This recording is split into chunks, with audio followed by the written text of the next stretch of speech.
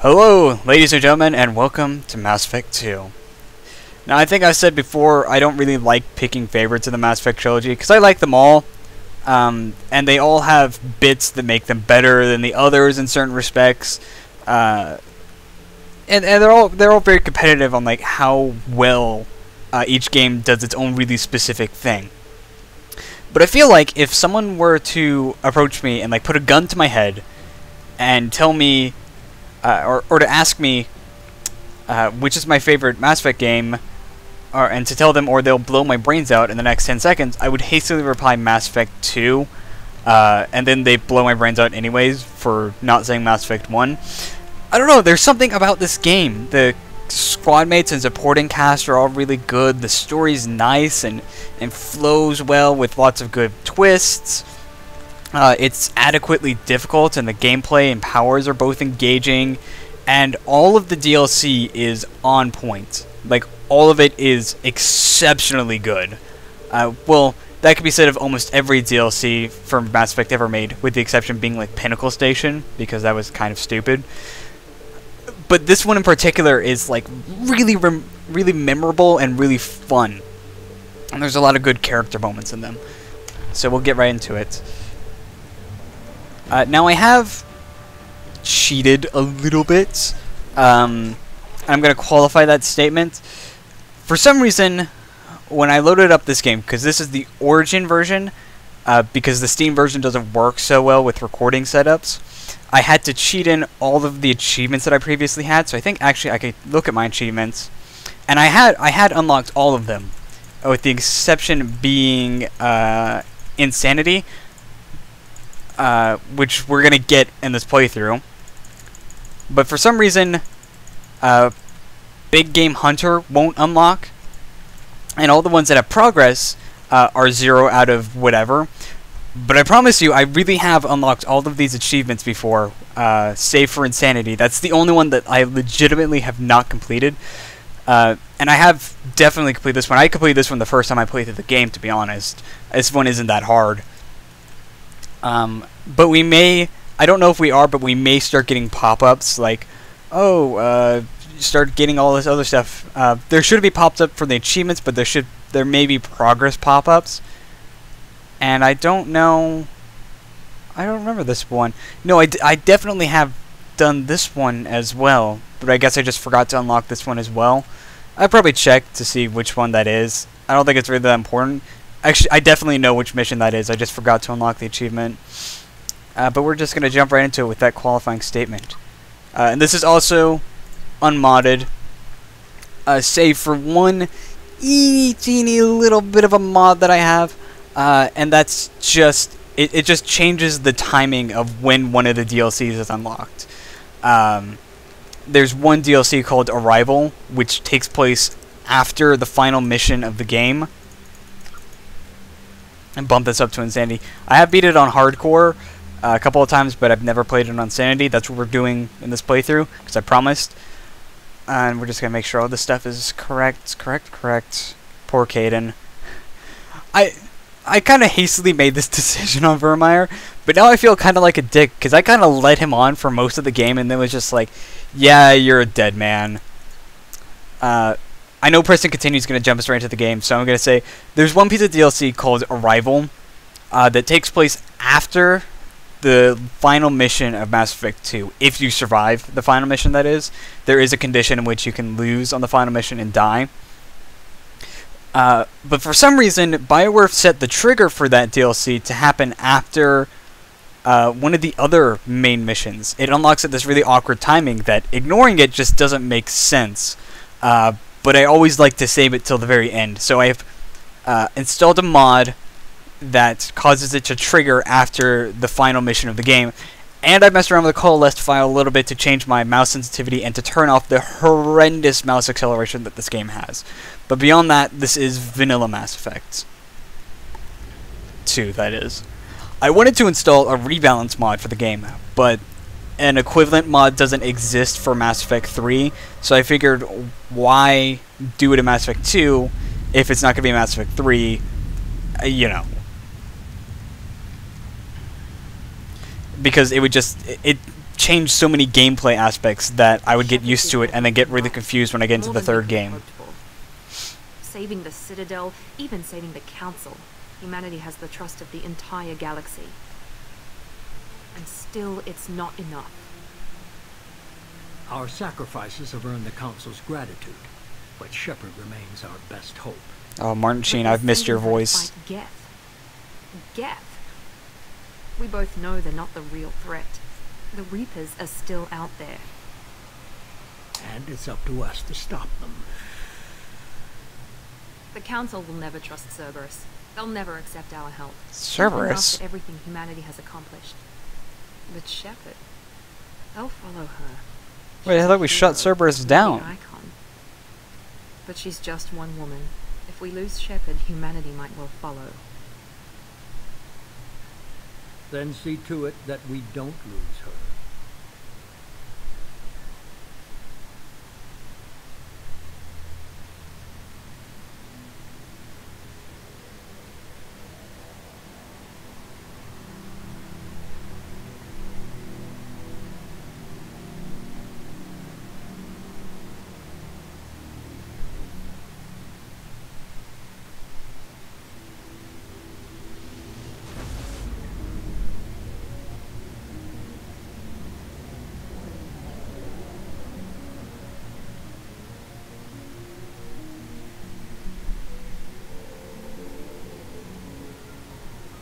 Disengaging FTL drives. Emission sinks active. Board is green. We are running silent. We're wasting our time. 4 days searching up and down this sector, and we haven't found any sign of Geth activity. 3 ships went missing here in the past month.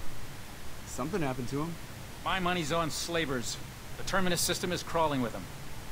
Picking up something on the long-range scanner. Unidentified vessel. Looks like a cruiser. Doesn't match any known signatures. Cruiser is changing course. Now on intercept trajectory. Stealth systems are engaged. It's There's too no big way for a Geth Geth ship ship. It's not the Geth. Brace for evasive maneuvers. I mean, that's a really big ship. With a really big... Wow, that's a really big gun. Presley! Kinetic barriers down. Well, this is bad. Multiple hull breaches. Weapons offline. Somebody get that fire out. So, Joker, remember that comment in Mass Effect 1 you made about the Destiny Ascension, about the size of the gun and how that really doesn't matter, it matters how you use it? I think in this case, the size of the gun does matter. I mean, just my opinion. Just saying it.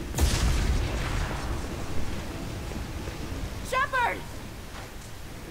Distress beacon is ready for launch. Will the Alliance get here in time?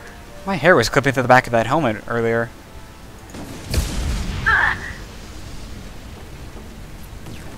I'm not doing this just so they can find our frozen corpses. Get everyone onto the escape shuttles. Joker's still in the cockpit. He won't abandon ship. The hell he won't. I'm not leaving either. I need you to get the crew onto the evac shuttles. I'll take care of Joker.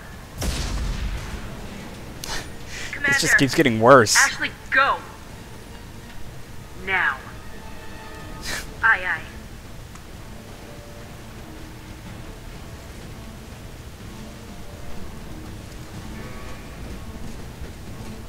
That scene has more Everybody impact go, if your surviving crew member was your love interest, but you know, he's dead, so whatever. No big deal.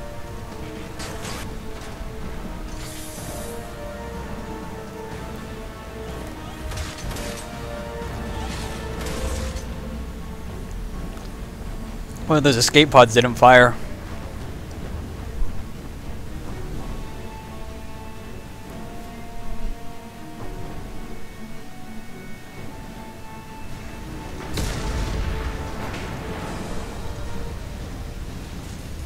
Alright, I guess we gotta go save Joker's crippled ass. That's Main Normandy.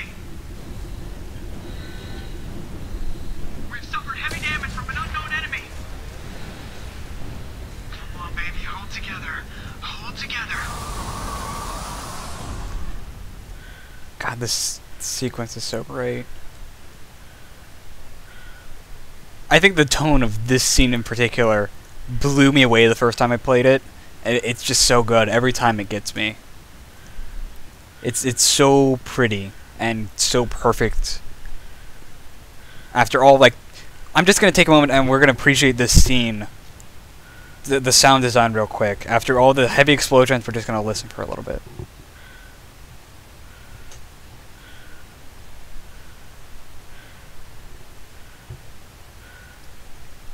It's perfect. It is literally perfect how this scene plays out.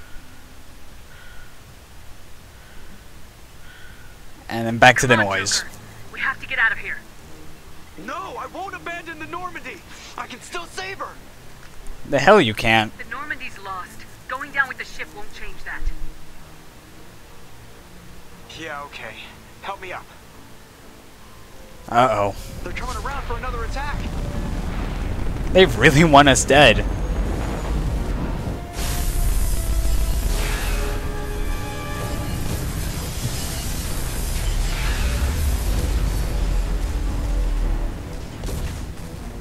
Ow! Watch the arm.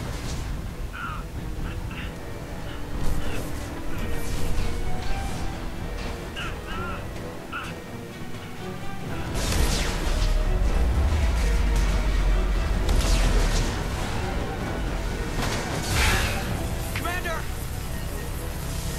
Shepard!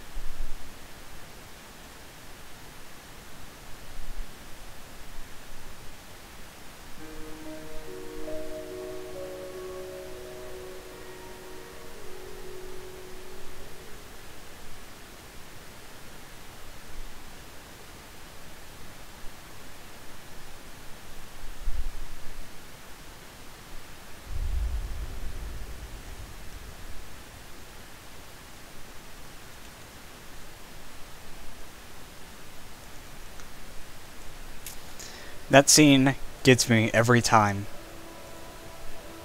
I think it really does. There's something about it. The scale is perfect because coming out of Mass Effect 1, oh, and also this is great. The Lazarus project will proceed as planned. I love to imagine that sometimes the reason that scene exists is it's like, how are we going to deal with character customization? So what they do is they throw Shepard out an airlock and have them completely reconstructed.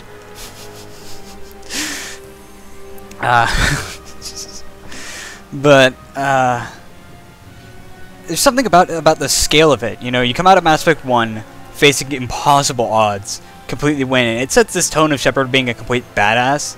And then you start this game and get completely wrecked by a totally unknown assailant, which brings into this whole new scope of like, we're in way over our heads, and Mass Effect 1 was really just the beginning of how deep this goes.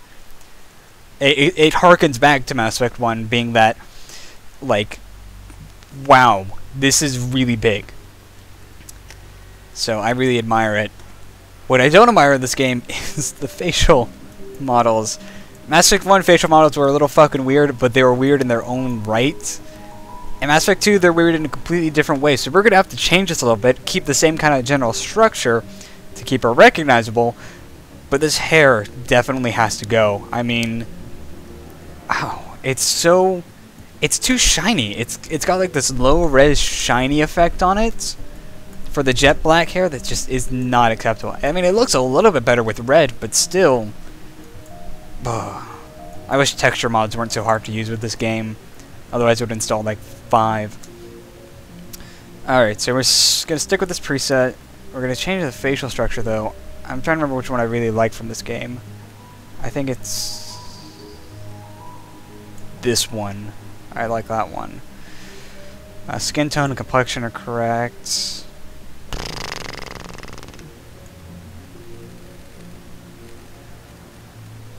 Let's get a little bit less of a thick neck.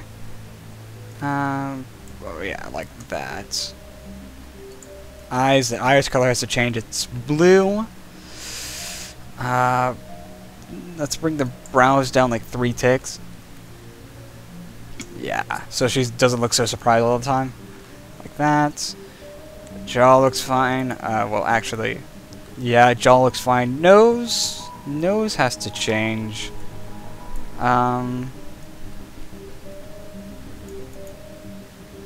that looks right. It looks like human nose, at least. It's not like some alien. Actually, that almost looks exactly like my nose, actually. So we'll stick with that.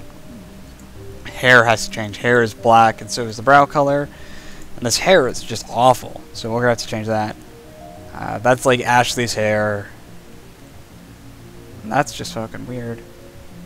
I kind of like that. What about the other way? No, I think that is actually Ashley's hair. That's Dr. Chocolate's, so we're not going to go with that. No. No. And definitely no. So we're going to go with the ponytail.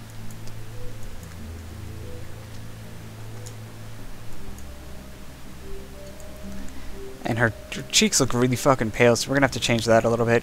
Take a... like that. Give her a little bit of color.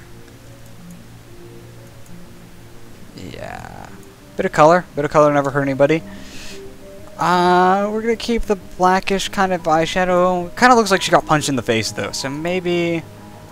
Is there anything else? Ooh, that's too much. Too much. Too much. Oh, none at all looks the worst. No. No. Now we're gonna go with the punch in the face eyeshadow by the looks of it, because there's no like eyeliner or anything. I would like for there to be like just a little bit of black eyeliner just to make her eyes pop out a little bit more, because right now, I mean, the eye model isn't great to begin with.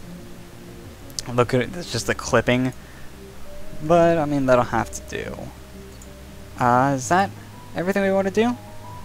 Yeah, she's got a good profile. With a near perfectly symmetrical face, but not too symmetrical because of the complexion. I could completely turn her complexion off so that she's just this dry-skinned monstrosity, but that doesn't look that great. There needs to be like some detail in the face without making her look like she's 60 years old. We're gonna roll with that. We're an engineer. I'm gonna stick with that. And here we get to choose our bonus power. This is why I wouldn't have bothered cheating in the achievements if it didn't affect this right here. You have to have the loyalty achievements to get bonus powers, and I'm not going to go into this game without bonus powers. So the question is, which one are we going to take? Well, as an engineer, I got to explain first. The combat system is way different than Mass Effect 1, and people who've played this game know that. In Mass Effect 1, there was only one kind of defense, which was shields. And shields were always countered by overload, or any other kind of disruption attack. In this game, there are 3 different types of defenses. There is shields, which operate in the same way they did in the first game. There's armor, which is a little bit different. And then there's barriers, and barriers act almost the same way that shields do. All of these defenses prevent targets from being affected by most biotic abilities, being like throw, pull, singularity, all of them save for like warp and reave, I think, are the only ones that ignore that. The ones that do direct damage, things like slam would get prevented from it. Slam is one that lifts them up and then slams them back into the ground, but since you can't lift a target with defenses, it wouldn't bother them.